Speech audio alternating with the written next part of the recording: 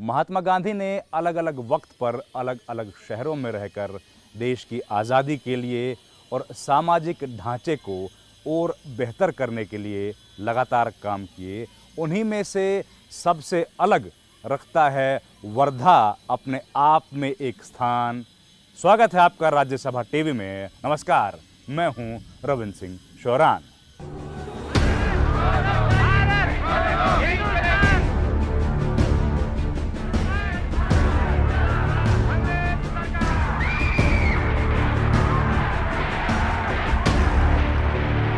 साल 1934। भारत की आजादी अभी 11 बरस दूर थी।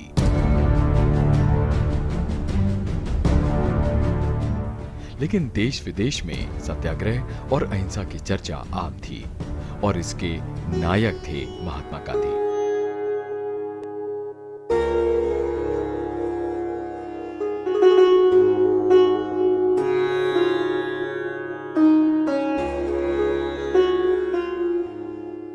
आज से करीब 85 बरस पहले गांधी जेल से छूटने के बाद पालकवाड़ी नाम के इस छोटे से कस्बे में आए थे।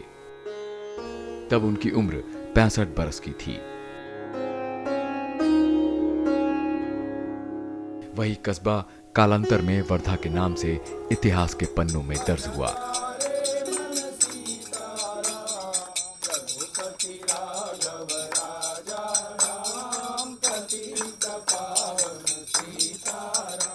उन्नीस 1934 से लेकर 1946 तक यह शहर राजनीतिक ज्वार भाटे का केंद्र बिंदु रहा। यहीं पर इसी गोबर से पुती जमीन पर बैठकर महात्मा गांधी ने अंग्रेजी राज के खात्मे की रणनीति तैयार की थी।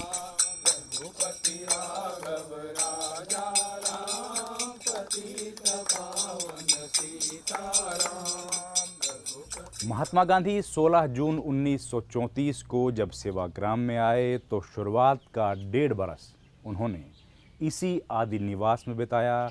यहीं पर महात्मा गांधी लेखन, मनन, चिंतन, कताई और मुलाकातें करते थे और इसी बरामदे में बैठकर हिंदुस्तान के सबसे बड़े आंदोलनों में से एक भारत छोड़ो आंदोलन की रूपरेखा तैयार की गई और यहीं से उसको दिशा दी गई। 1940 में जो व्यक्तिगत सत्याग्रह गांधी जी ने खड़ा किया था, उसमें एक एक करके जो है समर्पण दे रहे थे लोग, तो वो यहीं से हुआ।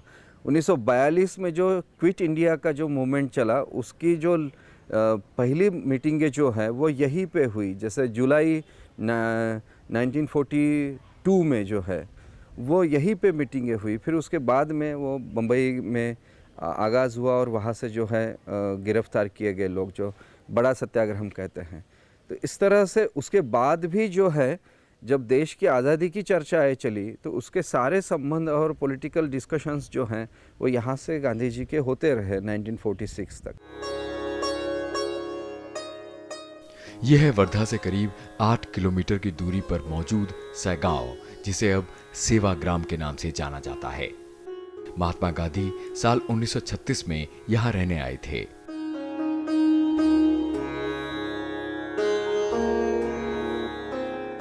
और इसी कुटिया में उन्होंने 1.5 बरस बिताया।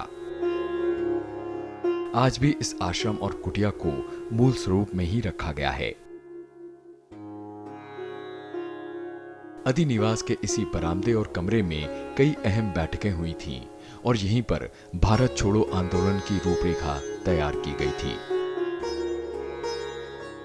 इस बैठक में जैसे कि नेहरू जी रहे हैं, सरदार पटेल रहे हैं, डॉक्टर राजेंद्र प्रसाद, अन्य कुछ मित्र और भगिनी भी यहीं पर रही है। मेन मुद्दा ये था कि कस्तूरबा, जैसे महिलाएं भी सामने उस समय आगे नहीं बढ़ती थी, तो कस्तूरबा जी ने कहा था कि गांधी जी, मैं भी आपके साथ में इस भारत छोड़ो आंदोलन के लिए साथ में चलूंगी। तो यहाँ से कस्तूरबा जी 2 अगस्त 1942 में सबसे पहले वही गए। धीरे धीरे भीड़ बढ़ी और ये जगह छोटी पड़ने लगी। गांधी जी फिर इसी बापू कुटी में रहने के लिए चले गए। आज हम जिस उत्साह से बापू कुटी इस आश्रम में देखने आते हैं, उस समय लोग गांधी जी से मुलाकात के लिए आने लगे, क्योंकि उस समय गांधी जी नहीं थे, महात्मा गांधी जी हो चुके थे। और उस भाव से बहुत से लोग एक दर्शन के रूप में यहाँ पर आने लगे। और फिर आदि निवास में भीड़ बढ़ने के जैसे गांधी जी को वहाँ पर बहुत से दिक्कत होने लगी और उसी आदि निवास में से गांधी जी 1.5 साल बाद यहाँ पर आए। ये जो कुटिया हम कहते हैं बापू कुटी के नाम से, सबसे पहले यहाँ पर मीराबन, गांधी जी के जो साथ में शिष्या थी फॉरेनर लेडी, उनका एक छोटा सा कमरा यहाँ तक हुआ करता था। लेकिन मीराबन यहाँ पर रहकर देखती थी कि आदि निवास में बहुत से लोगों की भीड़ बढ़ रही है, गांधी जी को वहाँ पर बहुत से दिक्कतें हो रही है। तो उन्होंने एक दिन कहा कि बापू आप ऐसा करें कि मेरे कुटिया में आ जाइए, मैं अपना काम दूसरी जगह जाकर करूँगी। और वहीं से गांधी जी 1.5 साल बाद इस कुटिया में आए, जहाँ पर 8 साल तक गांधी जी रहे। ये आश्रम उनसे जुड़ा देश का संभवतः इकलौता आश्रम है जो आज भी जस का तस है, वैसे ही जैसे वो छोड़ गए थे।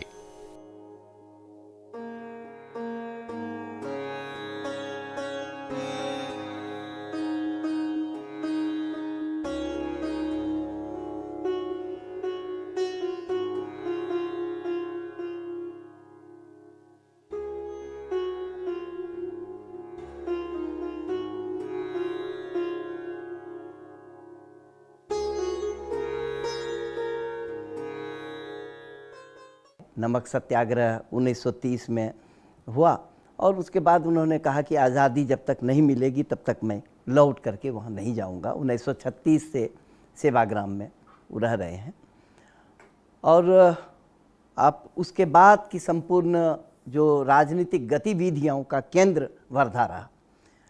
वर्धा या सेवाग्राम जो है वह एक दूसरे से जुड़ा हुआ है और हम लोग इसको एक मूल्यात्मक रूप में देखते हैं। अब सेवाग्राम हमारे लिए एक मूल्य है, वर्धा हमारे लिए मूल्य है और वह मूल्य गांधीय मूल्य के साथ जुड़ा हुआ है।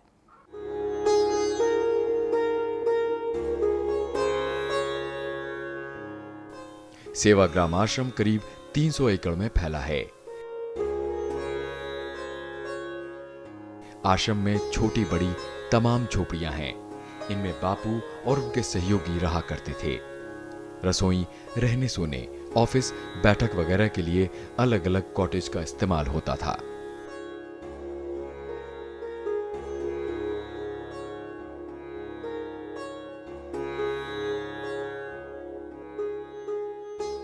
आपको बता दें कि महात्मा गांधी एक संकल्प की वजह से वर्धा रहने चले आए थे। दरअसल 1930 में साबरमती आश्रम से दांडी यात्रा पर निकले गांधी जी ने यह संकल्प लिया था कि वो तभी आश्रम वापस लौटेंगे जब अंग्रेजों की घर वापसी करा देंगे।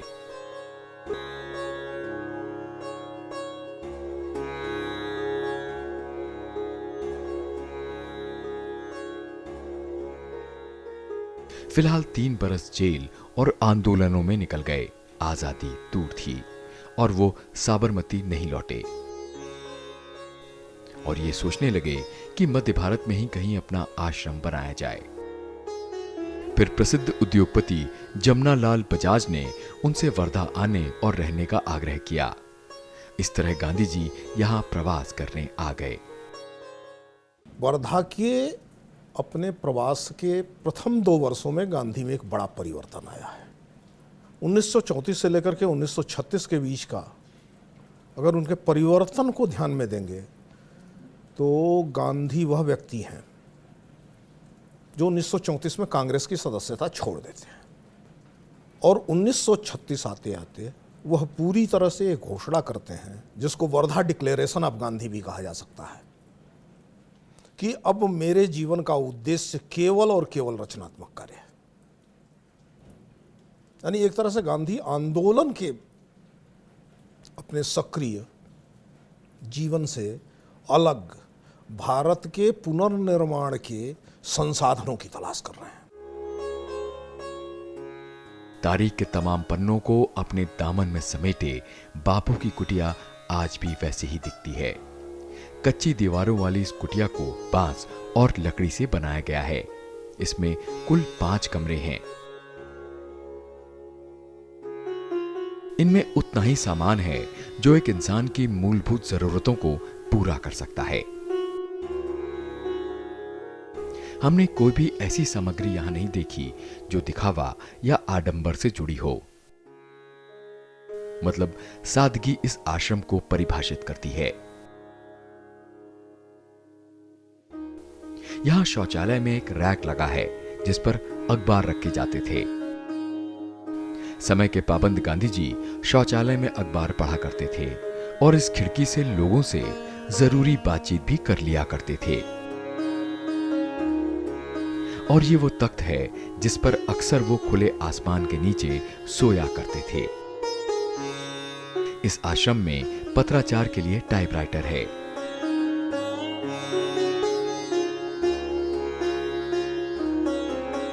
सूत काटने के लिए चरखा है।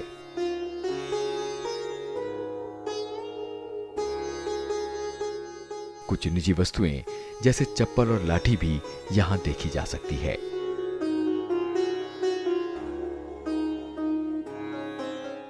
मेरे ठीक पीछे जो कमरा आप देख रहे हैं ये वही कुटिया है जिसमें महात्मा गांधी ने जीवन के 2 साल जिए थे।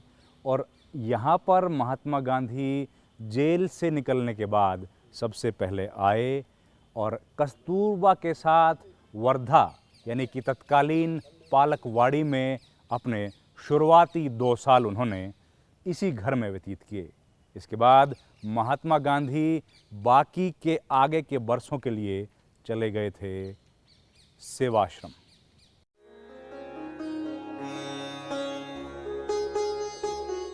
जैसा कि हमने आपको बताया कि गांधी जी 1934 में वर्धा आए थे और मगनवाड़ी में रहे थे और फिर 2 बरस बाद उन्होंने सेवाग्राम आश्रम बनाया था। यह इलाका बहुत पिछड़ा, गरीब और बंजर था। यहां उन्होंने एक आदर्श ग्राम के रूप में सेवाग्राम की कल्पना को साकार किया था। ये गांधी जी की मौजूदगी थी कि ये स्थान तब आजादी के आंदोलन का केंद्र बन गया था। आलम यह था कि गांधी जी के इनकार करने के बावजूद तत्कालीन ब्रिटिश वायसरॉय लिनलिथ ने इस आश्रम में टेलीफोन की हॉटलाइन ये तर्क देकर लगवाई थी कि उनका गांधी से निरंतर संपर्क बना रहे। सेवाग्राम आश्रम में अपने रिहाइश के दौरान महात्मा गांधी ने शुरुआत का 1.5 बरस जहां आदि निवास में बिताया। उसके बाद करीब 8 बरस का समय महात्मा गांधी ने इसी बापू कुटी में व्यतीत किया। इसी कुटी में रहने के दौरान हिंदुस्तान में 1942 का भारत छोड़ो आंदोलन हुआ।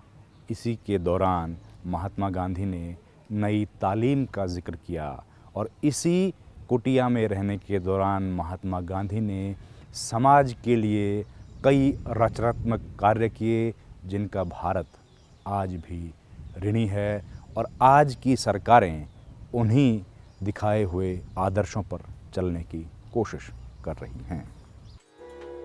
महात्मा गांधी के वर्धा प्रवास को रचनात्मक कार्यों के लिहाज से बहुत अहम माना जाता है। या पूरे स्वतंत्रता आंदोलन में महत्वपूर्ण दृष्टिकोण से पुनः देखने की ज़रूरत है।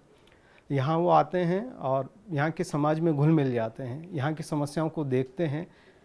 सामान्यतः इस बात को नज़रअंदाज कर दिया जाता है कि जब वो 10-10 सालों में अपने जब आंदोलन तैयार किया करते थे तो इसके कार्यकर्ता कहाँ से तैयार होकर के आते थे। वस्तुतः वो उन्हीं रचनात्मक कार्यक्रमों में लगे हुए 72 लोग थे जो छोटे से लगने वाले काम में अपना जीवन अर्पण करने के लिए जुटे हुए थे। यही वो लोग थे जो देश की स्वतंत्रता से कोई भी एक रचनात्मक कार्यक्रम करते हुए भारत की स्वतंत्रता और नए भारत के निर्माण के लिए जुड़ा करते थे। इसीलिए वर्धा बहुत महत्वपूर्ण जगह हो जाती है। इसी आश्रम में रहते हुए महात्मा गांधी ने बुनियादी शिक्षा पर काम किया था। इसे वर्धा योजना, नई तालीम, बुनियादी तालीम या बेसिक शिक्षा के नाम से भी जाना जाता है। नई तालीम योजना 23 अक्टूबर 1937 में बनी थी, जिसे राष्ट्रव्यापी जामा पहनाया जाना था। गांधी जी ने जवाब में कहा था कि नए शैक्षिक विचार भारत के लिए उनके सर्वश्रेष्ठ योगदान में से एक माने जाएंगे। भारत के लिए उनके सर्वश्रेष्ठ योगदान में से एक माने जाएंगे। गांधी जी के ये विचार उनके जीवन पर्यंत चले सत्य के अन्वेषण और राष्ट्र के निर्माण के लिए किए गए प्रयोगों का निचोड़ कहे जा सकते हैं, जो न केवल भारतवर्ष बल्कि समूचे मानव समाज को एक नई रोशनी देने की ताकत रखते थे। पर इस कल्याणकारी शिक्षा प्रणाली का राष्ट्रीय स्तर पर समुचित प्रयोग नहीं हो पाया। इसकी वानगी आज तक भारत की शिक्षा प्रणाली पर पश्चिम की परछाई के रूप में देखी जा सकती है। वर्धा में वो नई तालीम का अपनी अवधारणा लेकर के आते हैं, जो शिक्षा जगत में लगभग सारे ही शिक्षाविदों के द्वारा स्वीकृत की गई है, इस मायने में कि एक स्वतंत्र व्यक्तित्व के रूप में मनुष्य को अगर निर्माण करना है तो इसकी सारी संभावनाएं नए तालीम में मौजूद रहती हैं। स्त्रियों से संबंधित काम रहे, अस्पृश्यता को दूर करने का काम रहे। आप यहाँ पर बजाज के द्वारा जो मंदिर है, राधा कृष्ण मंदिर, आप उसमें जाएंगे तो सबसे पहले पूरे भारत में हरिजनों के लिए खोले जाने वाले मंदिर के रूप में उसकी ख्याति है। गांधी ने इसीलिए वर्धा को एक तरीके से प्रयोगशाला, आप सेवाग्राम आश्रम आपने देखा होगा, सेवाग्राम आश्रम एक तरीके से सामाजिक जीवन की प्रयोगशाला है। गांधी की टिप्पणी थी, अगर शिक्षा, जो चीज स्वावलंबी नहीं है वो स्वायत्त और स्वतंत्र भी नहीं हो सकती। ये केवल शिक्षा के लिए नहीं था गांधी का, यह संपूर्ण भारत की आज़ादी का मूल सूत्र है। यदि भारत की स्वतंत्रता होनी है और स्वतंत्र भारत, समर्थ भारत बनना है तो स्वावलंबी भारत ही बन सकता है।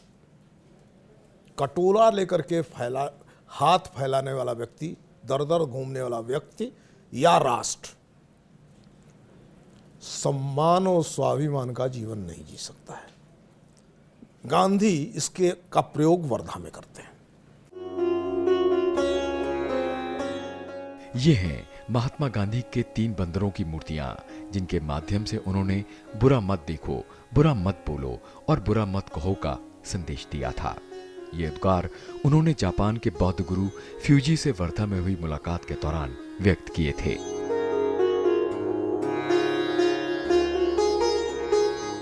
जो मूल अर्थ है वो ये है कि एक प्रार्थना है, न्यो म्यो ह्योंग रिंग क्यो क्यो।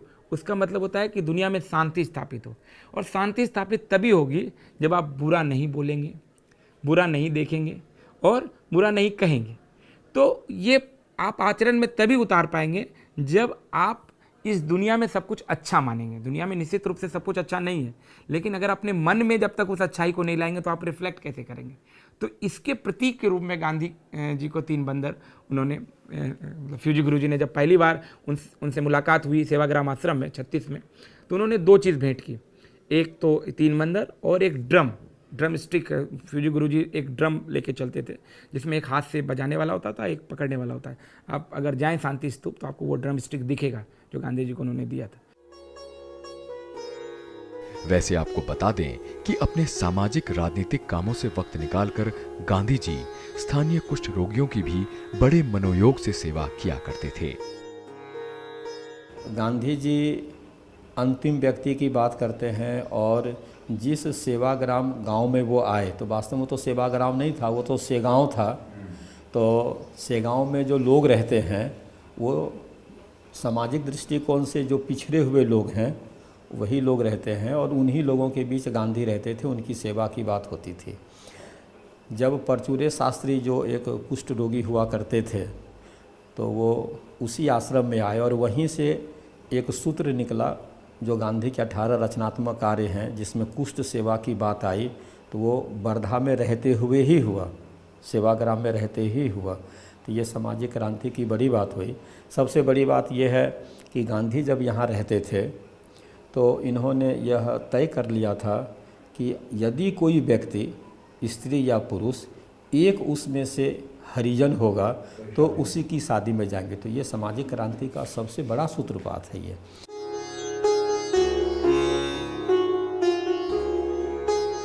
अपनी इन्हीं अनूठी पहलों की वजह से महात्मा गांधी आज भी यहाँ के आम आदमी के मन में बसे हुए हैं। गांधी जी के आने के कारण यहाँ पे सामाजिक बहुत ज़्यादा प्रभाव गिरा है। गांधी जी के कारण उनसे जुड़ने के लिए काफ़ी लोग यहाँ पे आए और फिर यहीं बस गए, और उनके कारण यहाँ स्थिति ऐसी बनी क्या यहाँ पर कभी आज तक दंगा नहीं हुआ। कितनी भी देश में भीषण परिस्थिति हो, मगर यहाँ कभी दंगे नहीं हुए। यहाँ दारूबंदी जिला है, उन्हीं के प्रभाव के कारण यहाँ पे दारूबंदी है और उसका पालन करने की कोशिश की जाती है। साथ ही उनके द्वारा बनाई गई हुई सामाजिक संस्थाएं आज भी कार्यरत है। आज यहाँ नया प्रयोग शुरू है कि कपास से कपड़ा, पूरा करघा भी यही बनता है, धागा भी यही बनता है, और उससे पूरा कपड़ा बन के कपड़ा बेच रहे। उसके ऊपर ग्राम स्वराज्य की जो गांधी जी की कल्पना है वो साकार हो रही है।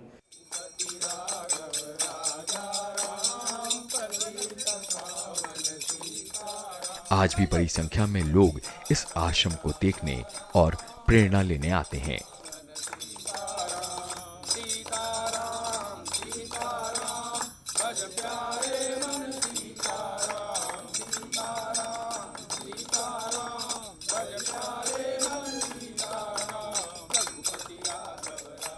जानकारों की माने तो महात्मा गांधी का वर्धा प्रवास उनके राजनीतिक काम से ज्यादा सामाजिक कामों के लिए जाना जाता है।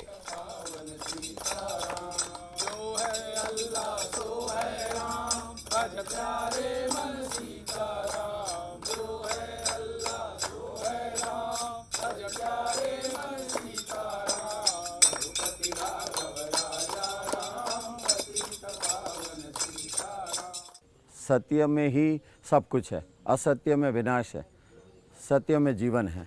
इस बात का अनुभव आज कोई भी कर सकता है, आपको भी कदम कदम पे होगा। If you believe truth is everything. तो आई सैल्यूट बापू, क्योंकि हम करोड़ों करोड़ों भारतीयों पे उनकी गहरी छाप है। एकमात्र व्यक्ति हैं वो राष्ट्रपिता महात्मा गांधी हैं, जिन्होंने उसे जिया है। राष्ट्रपिता महात्मा गांधी का जो एकादश व्रत है, जिसमें सत्य, अहिंसा, ब्रह्मचर्य, अस्तेय, अपरिग्रह, ये सारी बातें आती है। अगर हम उसकी मूल भावना को समझें तो निश्चित रूप से विश्व शांति संभव है, और यह शांति गांधी दर्शन से ही संभव है। गांधी को समझने के लिए ये बात ध्यान में रखना ज़रूरी है कि गांधी जी की कल्पना का जो स्वराज्य था, उसके वो एक चतुर्भुज था, जिसका एक कोना राजनीतिक था, दूसरा सामाजिक था, तीसरा आर्थिक था, और सबसे महत्वपूर्ण चौथा था नैतिक। और हाँ, जब राष्ट्र उनकी 150वीं सालगिरह मना रहा है तो उनकी प्रासंगिकता और विचारों को लेकर सभी एकमत हैं, क्या पुरानी और क्या नई पीढ़ी। महात्मा गांधी की 150वीं जन्म जयंती पर ये था वर्धा से हमारा विशेष कार्यक्रम सेवाग्राम से सर्वोदय। अगले कार्यक्रम में हम आपको दिखाएंगे गांधी और स्वतंत्रता संग्राम मुंबई से। इस कार्यक्रम में फ़िलहाल इतना ही। मुझे मेरे कैमरा सहयोगी ओम प्रकाश और संदीप सिंह के साथ दीजिए इजाज़त, और आप देखते रहिए राज्यसभा टीवी।